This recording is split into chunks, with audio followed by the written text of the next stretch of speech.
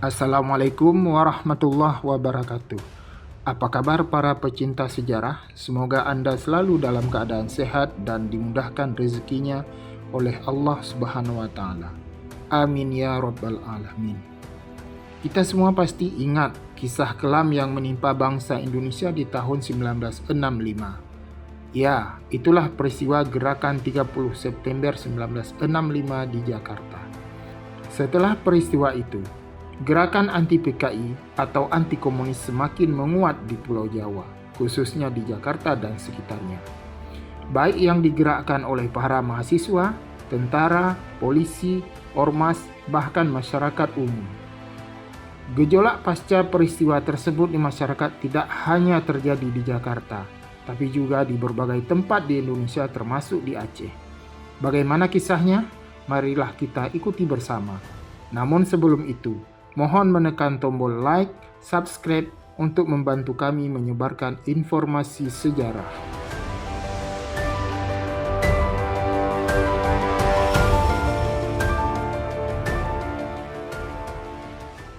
Komunisme adalah sebuah ideologi yang awalnya dikembangkan di Rusia oleh Karl Marx, yang kemudian terus berkembang ke seluruh dunia. Berkembangnya ideologi ini di sebuah tempat tentu mengalami penyesuaian dengan kondisi sosial politik masyarakat setempat, termasuk di Indonesia. Di Rusia, komunisme yang dikembangkan berbasis pada kaum buruh, sementara di Cina dikembangkan berbasis pada kaum tani. Walau basisnya di dua negara ini berbeda, namun pemerintah di kedua negara berpendapat sama, yaitu tidak membolehkan atau tidak mengakui peran agama dan Tuhan dalam kehidupan masyarakat dan aktivitas kenegaraan. Mengapa pemimpin di Rusia dan Cina melarang masyarakatnya melakukan aktivitas keagamaan? Ini akibat pemimpin negaranya tidak yakin dan membenci agama yang dianut oleh masyarakatnya. Akibatnya, di dua negara ini sangat melarang aktivitas keagamaan di masyarakat. Bagaimanakah komunisme bisa muncul di Indonesia? Ideologi komunis di Indonesia diperkenalkan oleh sekelompok pengusaha Belanda yang sebelumnya pernah belajar di Rusia. Mereka kemudian mendirikan organisasi komunis pertama di Indonesia bernama Indische Social Democratic Vereniging atau ISDV, di mana anggotanya semua orang-orang Belanda yang berbisnis di Indonesia. Organisasi ini awalnya berjalan di tempat karena tidak memiliki pendukung yang kuat dari kelompok mayoritas, yaitu orang Islam dari kalangan pribumi. Di sisi lain, saat itu organisasi Serikat Islam atau SI sangat berpengaruh di Hindia Belanda dan banyak memiliki kader-kader muda yang taat dalam menjalankan ajaran Islam sekaligus cerdas seperti Semaun, Darsono, dan lainnya. Untuk memperoleh dukungan dari kelompok Islam, ISDV mulai menjalin persahabatan dengan kaum muda Serikat Islam.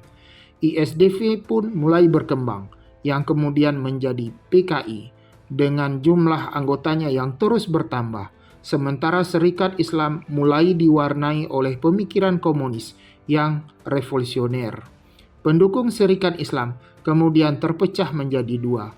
Sebagian tetap dengan azas Islam. Kelompok ini dikenal dengan Serikat Islam Putih.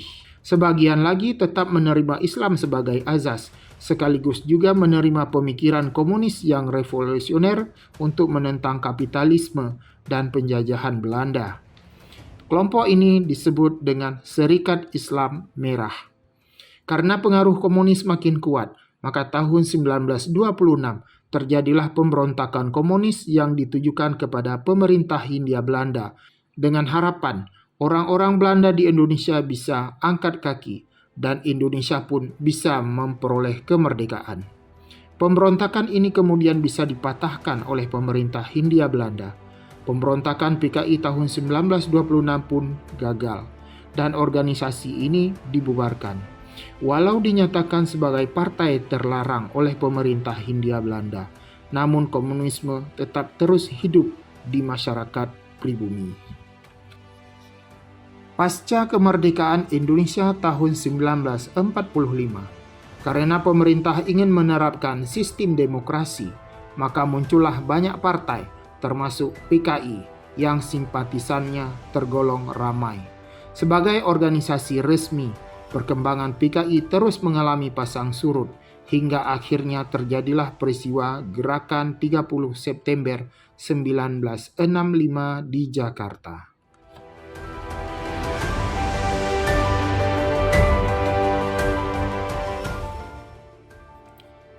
Bagaimanakah komunisme bisa masuk dan berkembang di Aceh?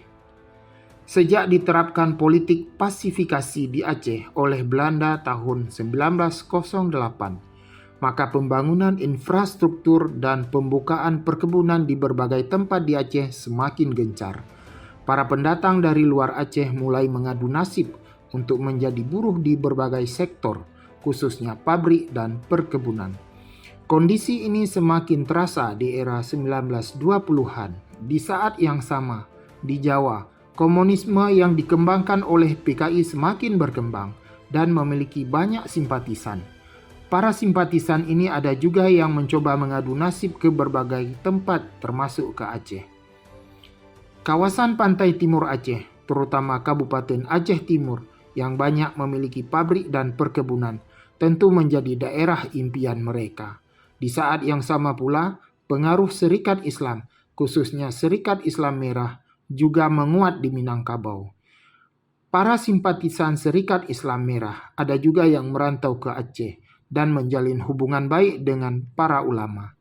Kota Samalanga pun kemudian menjadi basis kuat Serikat Islam Merah. Dengan cara ini, paham komunis mulai masuk ke Aceh secara perlahan melalui interaksi antara para pendatang dengan penduduk lokal Aceh, membuat sedikit demi sedikit orang Aceh bersimpati dengan paham komunis, hingga menjelang terjadi peristiwa Gerakan 30 September 1965. Hal serupa juga pernah ditulis oleh Haider Affan, wartawan BBC News Indonesia, dengan judul tulisan Kesaksian Algojo 1965 di Aceh. Lubang pembantaian dan korban yang dilupakan. Saya masih simpan parang untuk potong leher.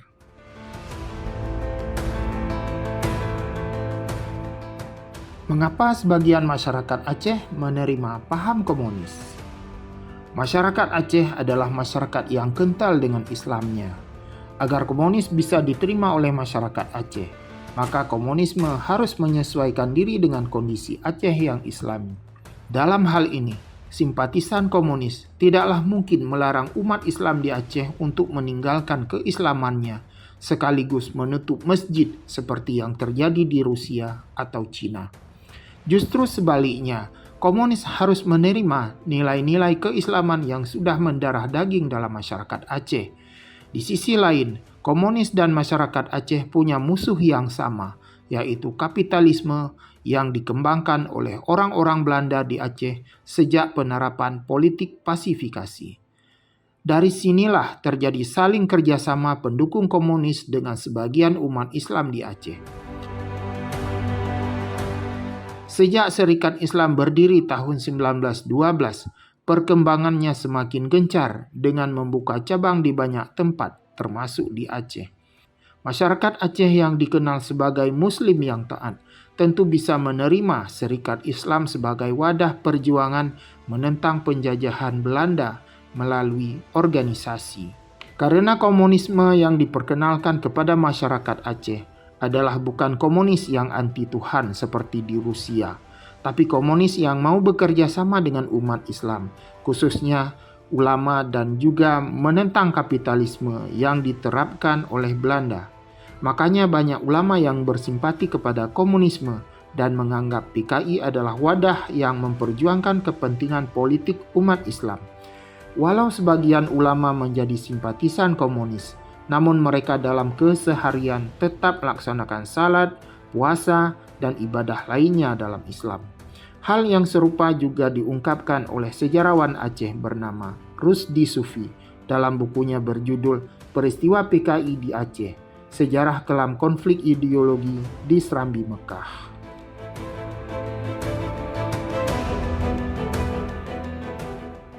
Bagaimana kondisi sosial politik masyarakat Aceh di era 1960-an? Pasca pemilu 1955, persaingan dan pertentangan politik antar partai yang memperoleh suara cukup banyak semakin terasa, terutama PNI, Masyumi, NU, dan PKI. Persaingan ini juga dirasakan di Aceh setelah memasuki era 1960-an dan semakin tajam ketika tahun 1964 dan 1965. Tidak jarang, akibat persaingan ini terjadi saling sakit hati di antara pengurus dan simpatisan partai yang satu dengan partai yang lain. Hal ini juga berdampak pada perpecahan dalam sebuah keluarga besar akibat anggota keluarga berbeda pilihan partai politiknya. Persaingan politik di masyarakat Aceh saat itu telah membuat masing-masing kelompok berusaha melakukan konsolidasi dan waspada. Untuk memperoleh simpatisan dari kalangan kaum muda, terutama mahasiswa dan pelajar Aceh, partai politik seperti Masyumi, PNI, NU, dan PKI juga berusaha merekrut mereka. Menurut sumber lisan yang kami peroleh, saat itu PKI lah yang paling gencar merebut simpati dari kalangan mahasiswa dan pelajar dengan berbagai cara. Hal ini sering menimbulkan rasa tidak suka dari himpunan mahasiswa Islam dan pelajar Islam Indonesia. Tidak hanya sampai di situ, PKI juga sering memprotes kebijakan pemerintah daerah yang tidak mampu mengendalikan harga barang yang mencekik rakyat di era 1960-an.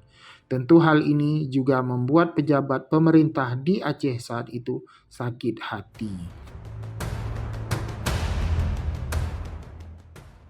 Bagaimanakah kondisi masyarakat Aceh pasca peristiwa Gerakan 30 September 1965? Pertentangan antar partai di satu sisi dan pertentangan PKI dengan Angkatan Darat era 1960-an di tingkat pusat di sisi yang lain, akhirnya memunculkan peristiwa Gerakan 30 September 1965 yang mengakibatkan beberapa petinggi Angkatan Darat dibunuh. Soeharto selaku Pangkostrat saat itu kemudian menyebarkan informasi ke publik melalui RRI bahwa PKI telah melakukan kudeta. Dampak pidato ini telah menimbulkan sikap anti-PKI di masyarakat secara ekstrim. Di Jakarta dan berbagai kota lainnya di Indonesia termasuk Banda Aceh, para mahasiswa yang anti-PKI mulai turun ke jalan untuk berdemo yang kadang-kadang berakhir anarkis. Situasi kemudian menjadi kacau akibat dihembus isu PKI anti Tuhan. Masyarakat pun terpancing oleh isu tersebut. Menurut salah satu sumber lisan kami, sikap anti PKI juga menjalar ke kota-kota lainnya yang ada di Aceh seperti Sigli dan Langsa. Di dua kota ini, sikap anti PKI bukan hanya ditujukan kepada orang-orang pribumi, tapi juga kepada orang keturunan Cina yang diduga kuat juga menjadi simpatisan PKI, yang sekaligus taraf kehidupannya lebih mapan. Mereka pun banyak yang dibunuh, keluarganya diusir, dan tempat usaha mereka diambil alih oleh masyarakat.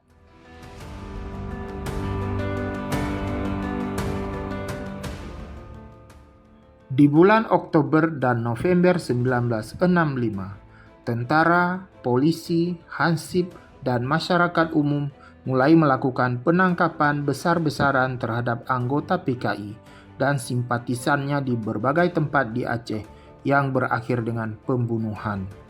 Mereka yang belum jelas keterlibatannya dalam PKI juga mengalami nasib yang sama. Pembunuhan dilakukan di tempat yang jauh dari penduduk. Sangat sedikit korban yang selamat. Para korban bisa saja dari kalangan buruh, petani, pegawai negeri, pegawai swasta, pengusaha, mahasiswa, dan ulama. Menurut catatan militer, korbannya diperkirakan 3.000 hingga 10.000 orang. Karena masyarakat umum juga melakukan hal yang sama, kemungkinan jumlah korban jauh lebih banyak. Menyikapi situasi sosial politik yang kacau di Aceh pada bulan Oktober dan November 1965, pada bulan Desember 1965, para ulama Aceh yang anti PKI bermusyawarah. Mereka pun memutuskan bahwa penggerak, pelopor, dan pelaku gerakan 30 September 1965 adalah kafir harbi dan wajib dibasmi. Keputusan ini seakan-akan membenarkan tindakan pembunuhan simpatisan PKI di Aceh tanpa proses pengadilan yang sudah dilakukan di bulan sebelumnya.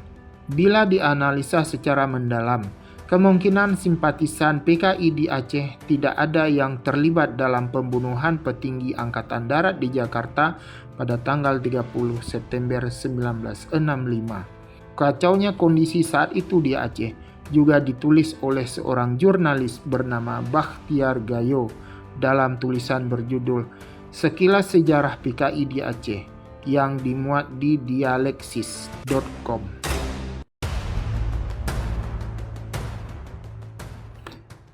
Bagaimanakah kondisi keluarga korban pasca peristiwa pembunuhan simpatisan PKI di Aceh? Pasca peristiwa tersebut, keluarga korban menjadi trauma yang berkepanjangan.